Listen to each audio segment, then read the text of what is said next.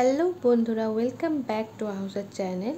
আজকে আমি বানিয়ে দেখাবো খুবই সহজ পদ্ধতিতে জর্দার সামাইয়ের রেসিপি। চলো তাহলে দেখে নেওয়া যাক।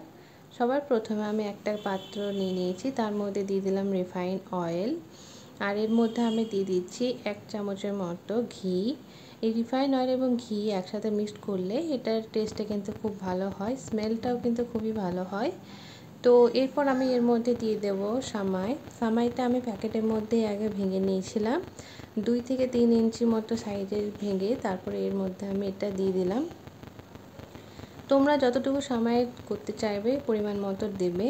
আমি এখানে 200 গ্রামের মতো সামাই নিয়েছি, সেটাকে ভেঙে আমি এটাকে একটু ভালোভাবে নেড়েচেড়ে নেব যাতে এই সামাইটার গায়ে তেলটা লেগে যায়। এখন আমি এখানে 2 চামচ নিয়েছি, এইটা দিয়ে আমি এটাকে ভালোভাবে নেড়েচেড়ে নেব।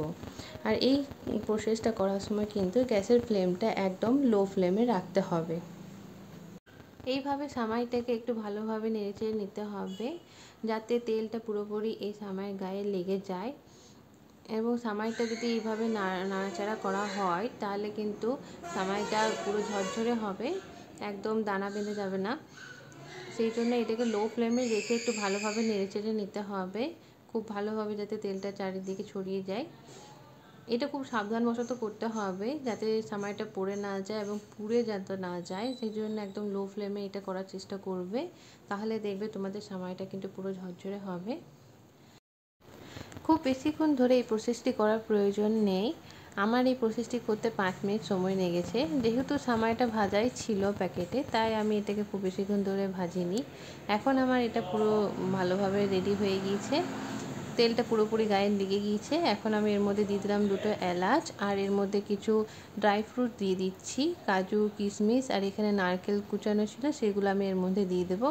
আর এর মধ্যে আমি দিয়ে দিচ্ছি একটু দুধ। আমি এক্ষেত্রে 1 কাপের মতো দুধ ইউজ করেছি। আর এর মধ্যে দিয়ে দেবো 1/2 কাপের মতো চিনি। তোমরা চিনিটা কিন্তু তোমাদের স্বাদ অনুসারে দেবে, আমি এখানে 1/2 কাপ চিনি ইউজ করেছি। এখন আমি একটু জল অ্যাড করে দেব। খুব বেশি জল এবং দুধ অ্যাড করা যাবে না, আমি এখানে 1/2 কাপের মতো দুধ এবং 1/2 কাপের মতো জল অ্যাড করেছি যাতে এই সামাইটা একটু নরম হয়ে যায়। খুব বেশি নরম করা যাবে না, তাছাড়া কিন্তু সামাইটা গলে যেতে পারে। এখন আমার এই সামাইটা খানিকক্ষণ ভালোভাবে নাড়াচাড়া করার পর দেখতেই পাচ্ছ নরম হয়ে গিয়েছে এবং কালারটাও খুব ভালো এসেছে। এবং চিনিটাকে এই ক্ষেত্রে একটু গলিয়ে নিতে হবে যাতে চিনিটা দানার মতো না থাকে। তো আমি এটাকে 5 মিনিট এইভাবে নেড়েচেড়ে নেব এবং হালকাভাবে একটু লো ফ্লেমে রেখে ঢাকা দিয়েছিলাম। এখন দেখতেই পাচ্ছ আমার সামাইটা কিন্তু পুরো জলটা টেনে নিয়েছে এবং পুরো ঝরঝরে হয়ে গিয়েছে। এখন এটাকে আমি নামিয়ে নেব এবং এটাকে একটু ফ্যানের মধ্যে ঠান্ডা করার জন্য রেখে দেব। দেখতেই পাচ্ছ একটুকু এর মধ্যে জল নেই, পুরো এটা শুকিয়ে এসেছে, ড্রাই হয়ে গিয়েছে। এখন আমি যে পাত্রটা নিয়েছি সেই পাত্রের ওপর একটু রিফাইন অয়েলটা ভালো করে ব্রাশ করে নেব যাতে এটা পাত্রটির সাথে চিটিয়ে না যায়। এখন এই মিশ্রণটা এই সামাইটাকে আমি পাত্রের মধ্যে তুলে নেব। এখন এটা আমি তুলে নিয়েছি, এবার এটাকে ফ্যানের মধ্যে ঠান্ডা করার জন্য রেখে দেব। ঠান্ডা করার সময় এটাকে একটা চামচ দিয়ে ভালোভাবে নেড়েচেড়ে নিতে হবে যাতে এটা পুরো ঝরঝরে টাইপের হয়। এইভাবে আমি যেভাবে করেছি সেইভাবে কিন্তু তোমরা ওই 2টো কাঁটা চামচ নিয়ে একটু ছাড়িয়ে নেবে। ঠান্ডা হয়ে গেলে কিন্তু সামাইটা পুরো ঝরঝরে হয়ে যাবে। 10-15 মিনিট এইভাবে একটু কাঁটা চামচ দিয়ে নাড়াচাড়া করে নিলে কিন্তু সামাইটা অনেকটাই ঝরঝরে হয়ে যাবে এবং এটাকে একটু ঠান্ডা করে নিতে হবে। এখন দেখতেই পাচ্ছ আমার কিন্তু এই সামাইটা পুরোপুরি রেডি হয়ে গিয়েছে।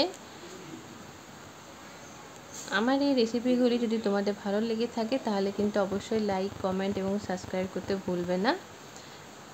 আমার এই নিত্য নতুন রেসিপিগুলি পেতে তোমরা অবশ্যই কিন্তু আমার চ্যানেলটিকে সাবস্ক্রাইব করে দিও এবং পাশে থাকা বেল আইকনটি ক্লিক করে দিও।